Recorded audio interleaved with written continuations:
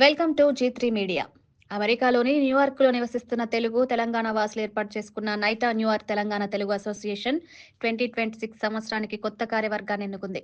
ప్రముఖ ఫార్మసిస్ట్ రవీందర్ కోడెల నూతన అధ్యక్షుడిగా ఎంపికై వచ్చే ఏడాది నైటాకు నాయకత్వం చేస్తున్నారు.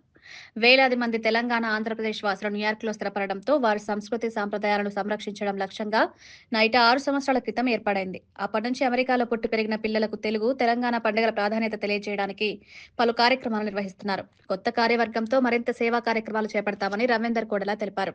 ఇటీవల మరణించిన ప్రజాకవి అంత్యశ్రీకి నైటా సభ్యులు సంతాపం ప్రకటించగా వాణి అనుగు నేతృత్వంలోని మాజీ కార్యవర్గానికి వీడ్కోలు విందు ఏర్పాటు చేశారు.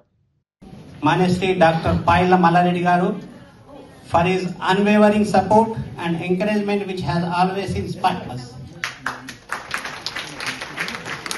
And we are truly grateful, sir. I thanks to our honored guest today, Congresswoman Jennifer Rajkumar. Thanks for being here this evening to witnessing our swearing ceremony. Thank you very much. Today I stand before you with immense pride and joy as I have been elected as the 6th president of our esteemed organization. I am deeply honored and humbled that you have entrusted me with this responsibility.